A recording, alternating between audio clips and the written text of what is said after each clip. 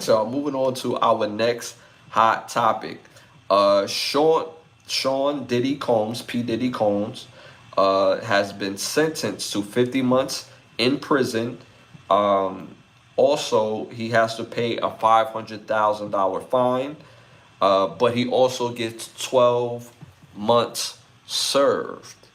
So that leaves him with a total of 38 months, but he only has to do either 29 to 30 months to meet the requirement. So after 30 months, you can and would probably will see P. Diddy be set free. Let me know what y'all think about that in the chat, that he was sentenced to that. Me personally,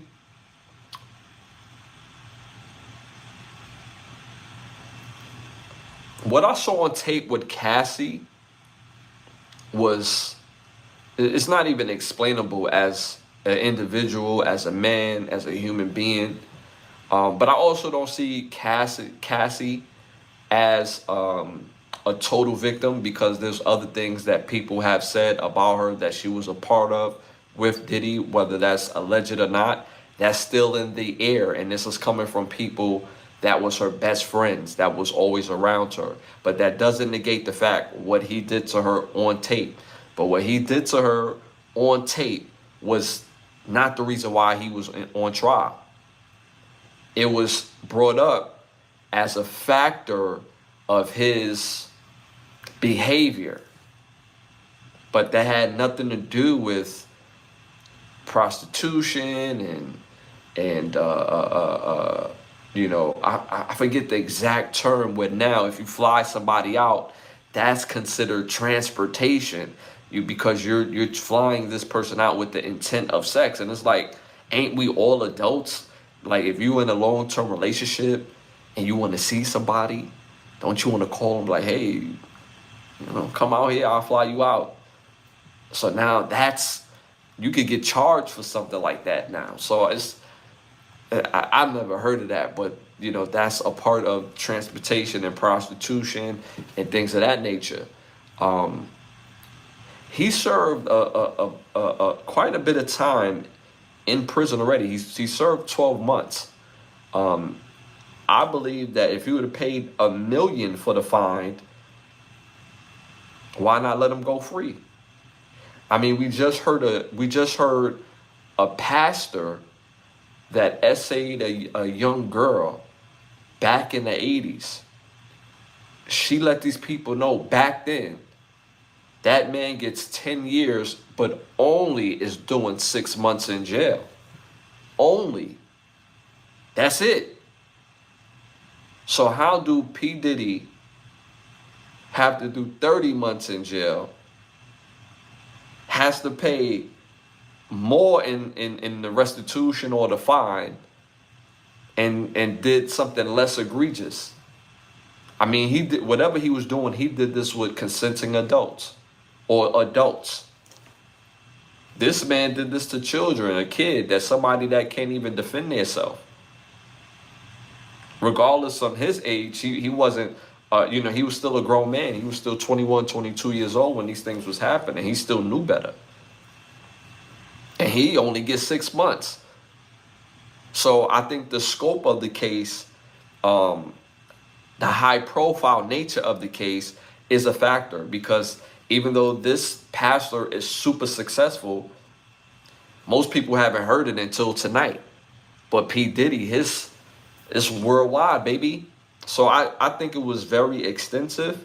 I think $1 million fine or $1 million in restitution, $1 million in restitution with time served, I think should have been his actual punishment, in my opinion.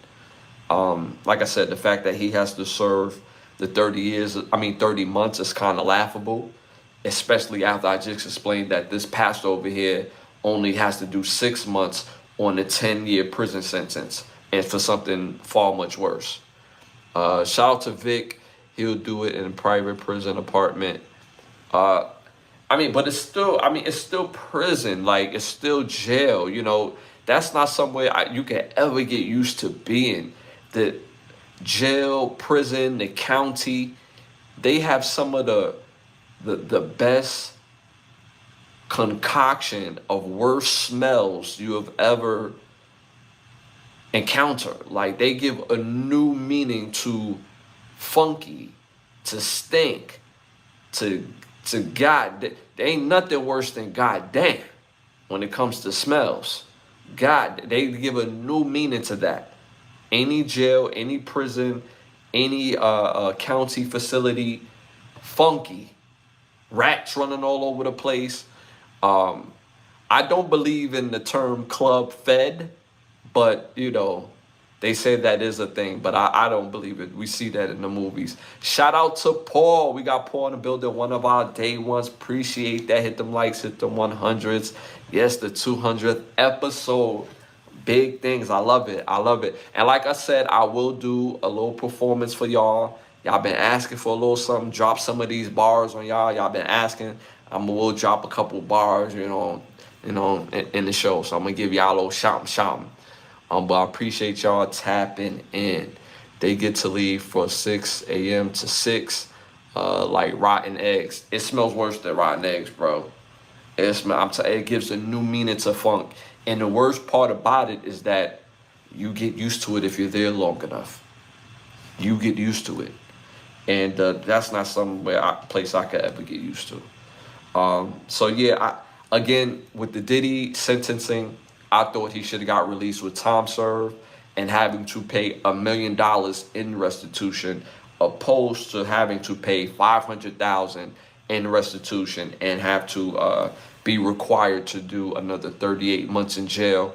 But for real, even though the sentencing is 50 months in jail, he gets the 12 months time served. So that's 38, but he's only required for real to do 30 out that 38. So I don't think he should have got that. I don't think he should have got that. So that's what happened with P. Diddy in its conclusion. All right, y'all, moving on to our next hot topic. And again, y'all don't forget to hit them likes and hit the 100s in the chat. It is our 200th episode. I'm not going to finish that, Ishmael. I hear that every show, bro. That's my cousin. Like, what are you doing? You know what I'm saying? Shout out to Vic. Hope he learned not to be so enthusiastic in his relationships. I mean, I'm not defending P. Diddy's behavior. I mean, at the end of the day, we all got our thing, right? Like, when the case was first happening, people was more intrigued with his sexual behavior opposed to the actual crimes that was being presented, right? And all we heard, obviously, like for a long time, was the behavior. We didn't hear the crime. We heard the fact that, he liked to sit in the back and rub it out, pause, while his girl is getting dogged by another guy. He's a cuckold. Like, that's what he's into. I ain't into that, but he's his own person, right? So we kept talking about his own behaviors opposed to the crimes. And then when we hear about the crimes, it'd be like, oh, those are crimes? I mean, like, let's be real. Like, people pay people for sex all the time. People fly people out all the time. So, like, okay.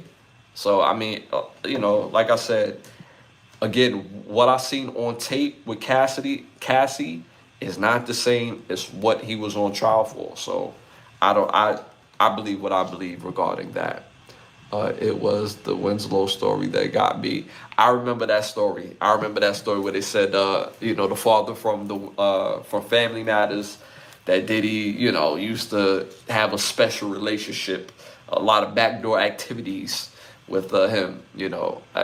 Like some of the stories got real ridiculous, and it could be true, and it could just be ridiculous, And that's the one thing I hate about rumors, because when you don't address it in this era and time, if you do address a rumor, some people were like, oh, he's just saying it so he don't look bad, or he's saying it just to set the record straight. So no matter what you say, when you address a rumor, there's just going to be people that believe it regardless of what you say, whether it's true or not, because the truth of the matter is none of us was there, right? Like the same thing they said about Chingy like years ago, the rapper Chingy. I don't know if y'all even remember Chingy like that, but he was a dope rapper. He was signed under to Ludacris at the time, and he was popping. And there was a trans girl that came out and said, yeah, her and Chingy had a relationship. Chingy came out and said, yo, I don't even know this girl. We took a picture together. She was at my show, but I don't even know her. I don't swing that way. And for years, Chingy career, it was over after that. Because at that time in hip hop was very like, you know, what's the word I'm looking for? Like it just wasn't open to the whole backdoor activities or the same sex activities, right? It wasn't open to that back then. So the thought that that could have happened, that killed his career. Years later, this same person was on Love and Hip Hop, and they asked them about it, and they was like, yeah, nah, that never happened. I lied about it so I could be popping. Like, I just needed attention. I wanted attention. He was super famous at the time, and I lied about it to be popping. So it's like, yo, you destroyed this man's career. And like I said, hip hop at that time was super, that's the word I'm looking for, super homophobic. It was super homophobic. And they was like, yeah, nah. So, yeah, so again, regardless if you address it, right, it's just going to be ridiculous. All right, y'all, moving on to our next hot topic. Late LSU, former LSU wide receiver, Karan Lacey, did not cause the fatal accident to the trooper, did not cause fatal accident, I'm sorry. Late and former LSU player, wide receiver, Karan Lacey, did not cause the fatal accident that they